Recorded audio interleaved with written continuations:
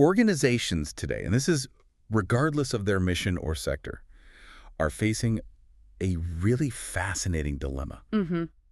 It's not a lack of talent. I mean, frankly, we have access to some of the brightest people in history. Right. The real struggle, and this is what all the sources we've pulled today are saying, is that this talent, well, it just isn't developing fast enough. It's an acceleration crisis. That's Yeah. what it is. We're in a professional landscape where complexity is just completely outpacing capacity. And this is where they miss the boat. This is exactly where they miss a critical strategic opportunity. They treat true mentorship as a nice to have. You know, Right. a soft relational add-on tucked away in HR. Something you do if you have spare time. Exactly. But the sources, they define it so clearly. They call it the most powerful multiplier of leadership capacity an organization can possibly deploy. So they're not a perk. Not at all. Yeah. It's becoming the ultimate strategic differentiator for speed, for agility, for succession. So our mission today is a deep dive into the blueprint for turning that raw potential into resilient leadership and doing it fast. We really need to unpack why mentorship is not the same thing as management. Which is a huge point of confusion. A huge one. And then how it creates leaders quicker than the old methods. And, critically, look at the practical, measurable structures, like a 90-day pilot model that successful organizations are using right now to build reliable leadership pipelines. And we absolutely have to start with that distinction because that single conceptual failure, that's where the development engine stalls for most organizations. Okay, let's define it clearly then. The core nugget is this. Mentorship is not management. It's not supervision. It's not just task delegation dressed up as development. No. The sources describe it as an intentional, structured, and deeply personal process that really accelerates growth. And that confusion is just pervasive. So many leaders genuinely think they're mentoring when really all they're doing is managing. Assigning tasks, checking progress. Right. Monitoring progress, offering a bit of advice here and there, and they call that development. But you have to look closer at the motivation behind those two actions. Okay, so if I'm a manager, my motivation's pretty clear. Organizational outcomes. I need the team to hit its targets. Correct. Management is primarily motivated by organizational needs. The whole focus is on productivity and efficiency. In the outcome. The outcome is developing competency. You're producing highly skilled workers who can execute tasks perfectly, and that's essential, for the day-to-day. But with a mentor, I'm hearing the sources talk about motivation being rooted more in purpose or even spiritual conviction. For a regular organization, a startup CEO, how does that translate? Why should they care about spiritual conviction? That's the critical bridge. The motivation shifts entirely. It goes from external productivity to internal identity and character. Okay. So in a secular organization, this means focusing on purpose. Why does this person exist within our mission? And on character, which is, resilience, humility, integrity, the ability to handle real pressure. So the mentor is focused on who the person is becoming, not just what they're producing. Precisely. The outcome isn't just competence, it's character. It's about producing transformational leaders who can carry that conviction and vision without, collapsing under stress or compromise. Because if a leader only has competence without the character piece, they're a powerful liability. They're incredibly efficient right up until they face a crisis, and then they either crumble or they start taking shortcuts. that distinction really highlights the cost of neglecting this. If you skip that character formation step, you just end up with these highly competent, high-potential people who are, well, they're incredibly fragile when things get hard. And this creates knowledge bottlenecks. Of course it does. If leaders aren't intentionally developing others, all the knowledge, all the decision-making, it just bottlenecks around a few senior people. And the emerging leaders feel it. They feel unseen. High-potential individuals drift because no one is investing in them deeply. Teams become dependent instead of empowered, and the whole organization just stagnates. Now, if mentorship is this kind of transformative engine, we know it's not some modern invention from a corporate HR department. The sources call it the hidden engine beneath every great leader. They emphasize that leadership is just never a solitary achievement. It's true. And this is where we can look at the historical blueprint, not to get stuck in a religious context, but to pull out these timeless principles of leadership multiplication and succession. They apply everywhere, from ancient governance to a modern tech company. Okay, let's start with Jethro and Moses. What's the operational principle the relationship shows us? That was mentorship as wisdom transfer, but I think more importantly, it was delegation structure. Okay. Jethro, who's an outsider, he watches Moses just exhaust himself trying to be the sole judge, the sole leader, the sole expert for everyone. The bottleneck. The ultimate bottleneck. And Jethro steps in and teaches him a system of tiered delegation, setting up leaders of thousands, hundreds, 50s, tens, all to avoid burnout. The principle here is simple. Structure saves the leader. A perfect example of an outsider providing that crucial operational insight. Then you've got Moses and Joshua. That relationship was all about mentorship as calling formation and succession. Joshua didn't rise by accident.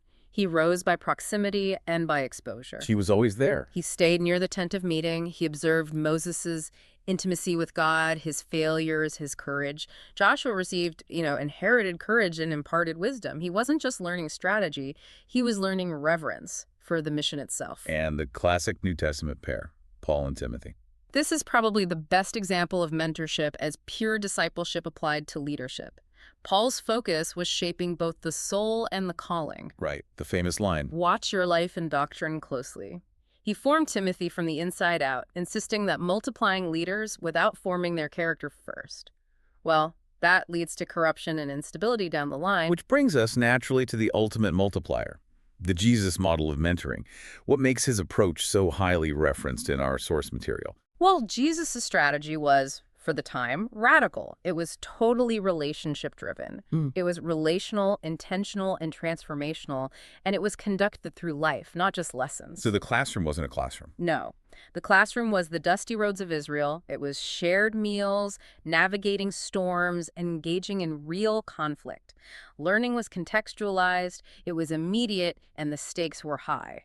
And the sources really highlight his genius in using these concentric circles of mentorship, which is a structure organizations can absolutely replicate today. Precisely. It proves that investment isn't and shouldn't be one size fits all. He had the inner three, Peter, James, and John, who received this incredible strategic depth. They saw things others didn't. They were there for the transfiguration, for the intense moments in Gethsemane, and you have to ask why. The sources argue they were earmarked for greater responsibility. They were the foundational pillars of the early church. Okay, then the next circle out. Then you had the 12. That's the core leadership pipeline. They received ongoing instruction, coaching. And then finally, the 72, who were empowered broadly for ministry, but without that same depth of formation. So the lesson isn't about fairness of access, it's about strategic depth based on the level of future responsibility. Exactly. And the key delegation insight we pull from this model is really the ultimate measure of success for any leader who wants to multiply. A leader is successful not when they are needed, But when they are no longer necessary. That's it. Delegation in this model is all about preparation. It is not simply task abdication. Incredible. But that philosophy, it raises a huge practical question for any modern organization. Yeah. This level of intentionality sounds deeply relational and really time-intensive. How do you scale this philosophy into a functioning system without burning out the few senior leaders you have? So we move from philosophy to structure. The sources identify 4 key structures for scaling growth that actually complement each other. They allow leaders to invest differently based on their capacity and the need. Let's detail the 4. First, you have one-on-one mentoring.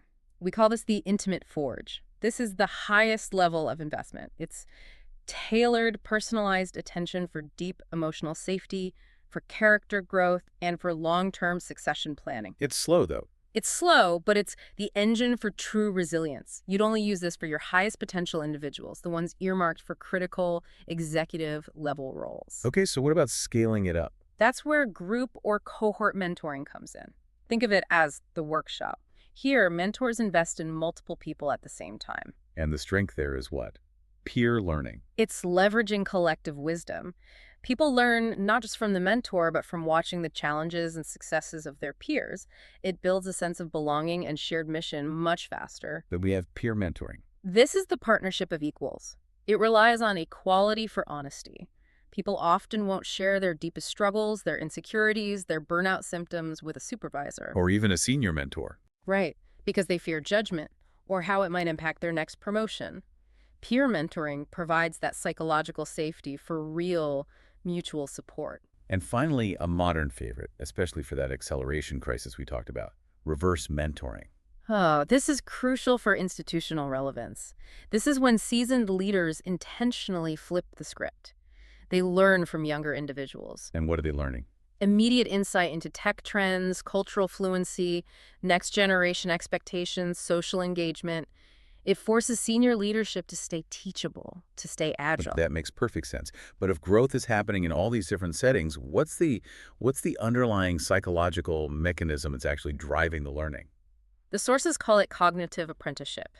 And the core insight is that real growth happens through guided experience in authentic contexts. It's not a lecture. No, it's not about listening to a lecture on delegation. It's about actually delegating something, but under the watchful eye of the mentor. And that apprenticeship has three key components, right? Three actions the mentor takes. Yes. First is modeling.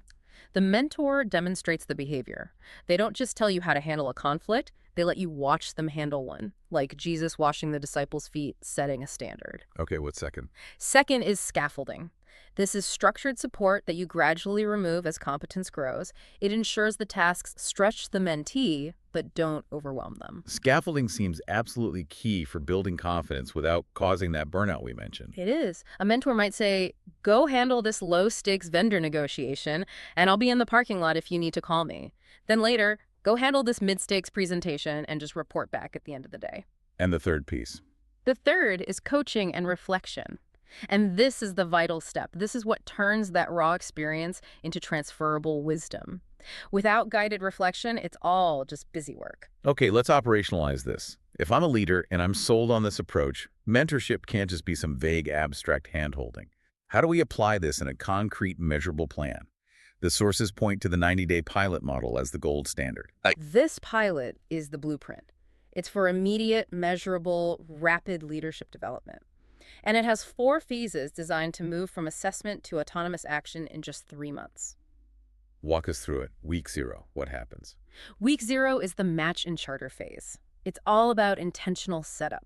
You set the mentor-mentee pairings, and they immediately establish 2 or 3 concrete goals. And these goals have to be tied to the business. They must be tied directly to organizational outcomes. Not just become a better leader, but successfully delegate the Q3 budget planning to your team. They agree on specific, measurable success criteria right at the start. Then weeks 1 through 4. This is the diagnose and plan phase. You establish a baseline of strengths and gaps, not through some long psychological test, but through honest self-assessment and the mentor's observation. And critically, the mentee practices one specific leadership behavior each week. Like what? Maybe practicing how to give difficult feedback or running a meeting where they intentionally don't dominate the conversation. Small, practical things. Weeks 5 through 8, the middle stretch. That's practice and feedback. The mentee executes small, real assignments. This isn't simulation. Right. And they get direct, fast coaching from the mentor. For example, they might be put in charge of a low-stakes internal project and have to handle all the stakeholder conflicts. This creates quick, tight feedback loops, and that's where the learning curve just shoots up. And the final weeks, 9 through 12. Demonstrate and measure. This is the moment of release. The mentee leads a small but critical project or makes an autonomous decision where the stakes are manageable but real. And the outcome is then evaluated not just on the project's success, but against those KPIs they set back in week 0. So what are the key metrics we should be tracking here to show that this process is generating true multiplication, not just, project completion? Well, you track the obvious leadership behaviors demonstrated, projects delivered, but the true signals that multiplication is happening are these: a reduced need for managerial direction. The leader is standing on their own feet sooner. Exactly. And the second one is mentee confidence growth. If the mentee is showing resilience and self-assuredness in high-pressure situations, you know the character formation is actually working. Okay, now for the warnings. Because anytime you introduce a system this powerful, there are ways to abuse it or undermine it. The sources highlight 2 major traps. The first one is a big one: task dumping. This happens when senior leaders use their high-potential people purely for organizational efficiency, and then they label this overwhelming transfer of responsibility as mentorship. Give me a real-world example of that. A senior leader suddenly hands off a complex 6-month under-resourced project and says, "This will be great for your development." Right. What they're really doing is using the mentee as a second set of hands to clear their own backlog. They're not providing the scaffolding or the space for reflection. The outcome is just stress, burnout, and insecurity. Genuine mentorship creates space for reflection, not just pressure to deliver. That makes the distinction between management and mentorship even clearer. And the second pitfall is a bit more subtle. Performance-driven formation.